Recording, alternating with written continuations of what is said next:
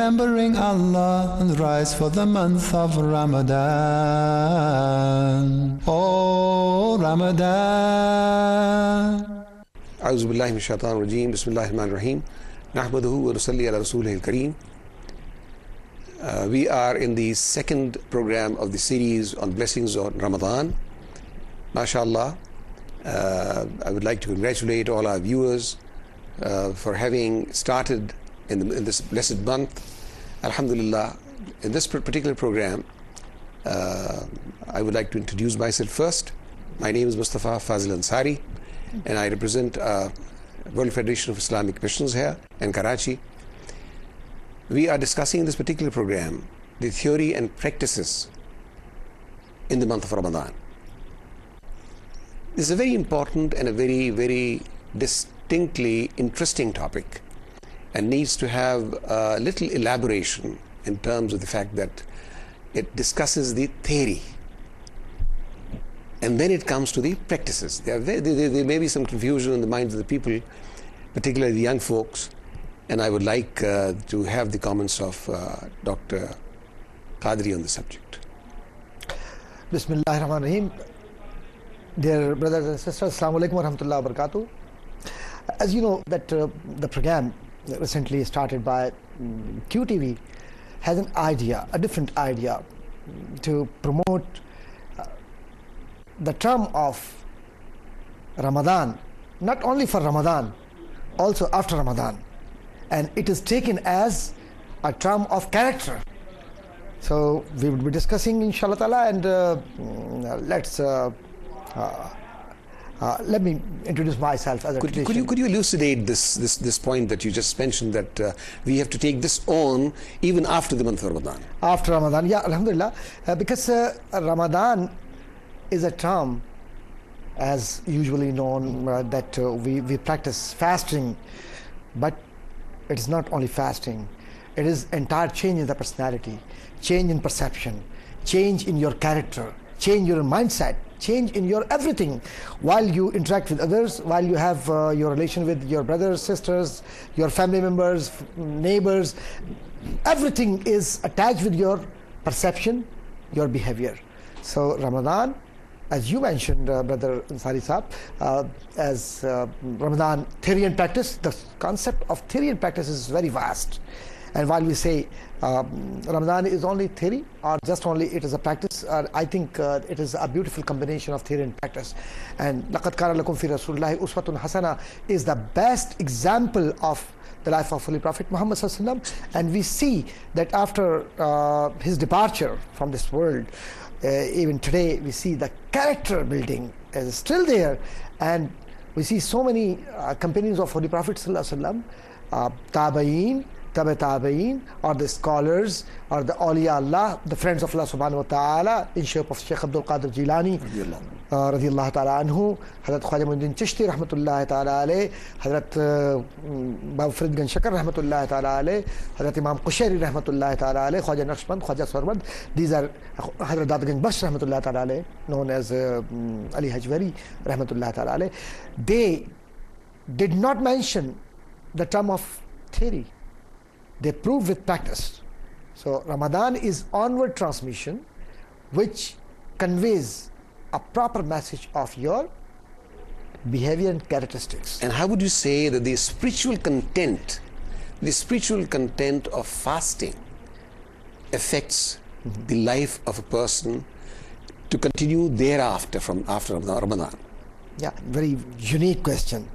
And obviously, being a student of social sciences, my observation is that once, if you have proper imagination regarding community, the people who are alive around you,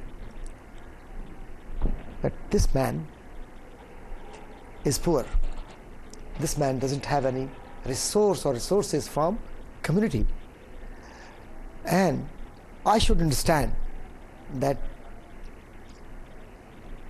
I was with the practice of fasting, and still I feel myself that I had the same feelings The state of feelings is most important, because this is connectivity. Psychologically you're connected with the needy people, with the community which needs your help, which is asking for your for extension of your hand towards them. While you are there, then you'll be saying, oh my God, this man needs. Because when I was fasting, I had sort of need of water, need of food, need of rest or other stuff. Then he can evaluate the gravity of problem.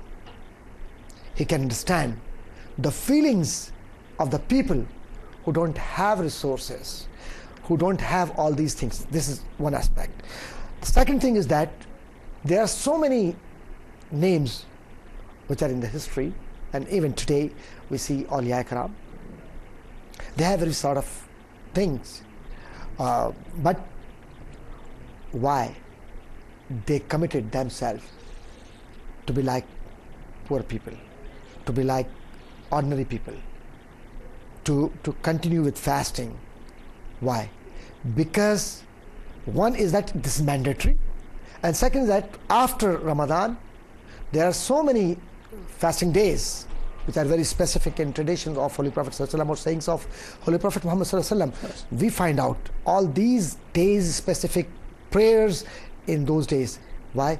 Because these days increased level of spirituality, attachment, purification of heart and mind, and concern for others. Exactly, concern for others. How let me quote or refer a name from your family, Hazrat Shah Abdul Alim Siddiq Rahmatullah Ta'ala alayh, well-known scholar. Your father, Hazrat Dr. Fazlur Rahman Ansari Rahmatullah Ta'ala alayh. Why they are remembered? Why? They are not relatives to me or to others or the Muslim Ummah. There are so many names from Muslim scholars. They did not believe in theory. They believed in theory with such a manner that they follow the practices, and practices would give you a new birth. A new birth for whom? For the community, for the ummah. Today we believe in theory. It is a theory. Oh it is my a theory, God.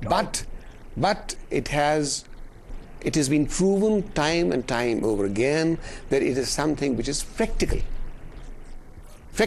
Yeah. So I mean that theory. I mean that is the only theory that you find. Yeah. The uniqueness of this theory is that in Islam that it is something which is practicable, which can be put into practice, and which is put into practice by the entire community of Muslims. Yeah.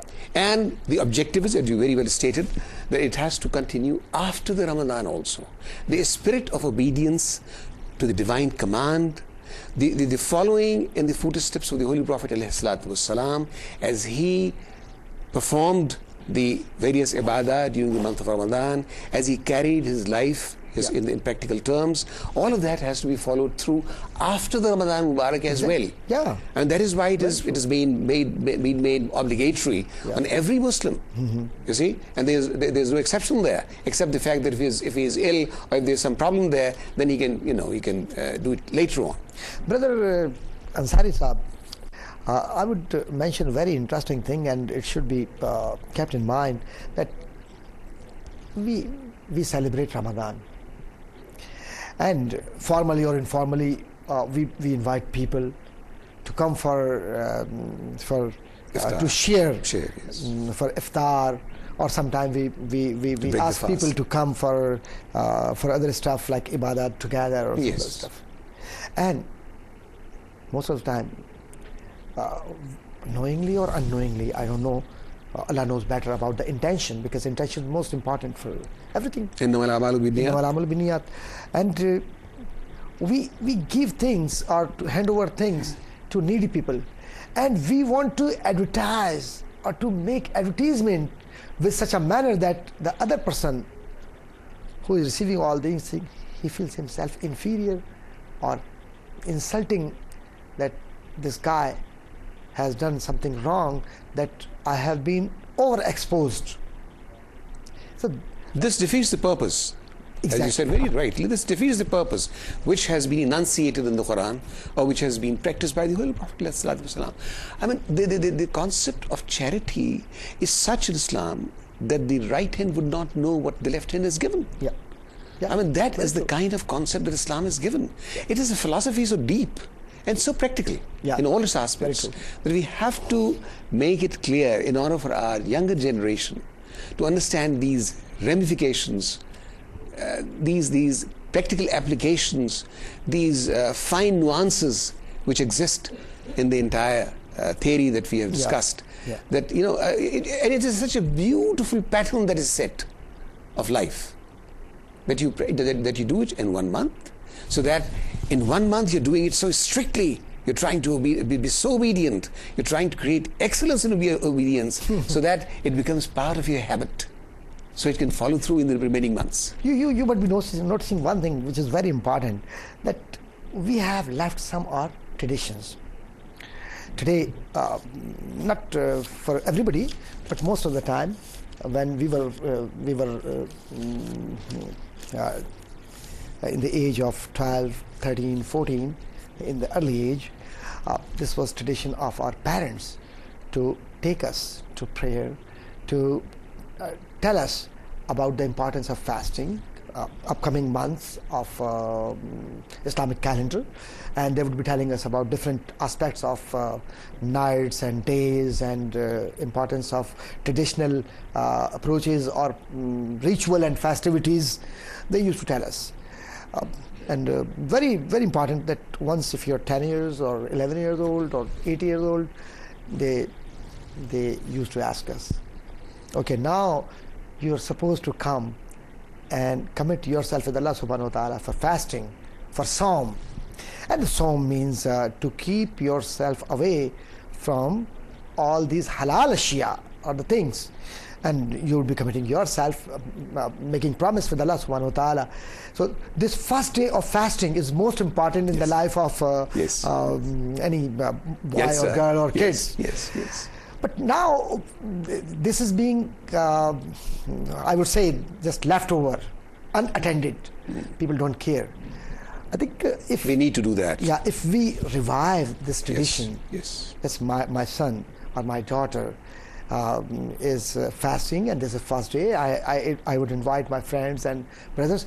It would increase message of Ramadan for rest of the people, that they should do, because what we do it, we sit together, we read Quran, we talk of the character of Holy Prophet ﷺ, importance of Ramadan. So blessing of Allah subhanahu wa ta'ala is always there.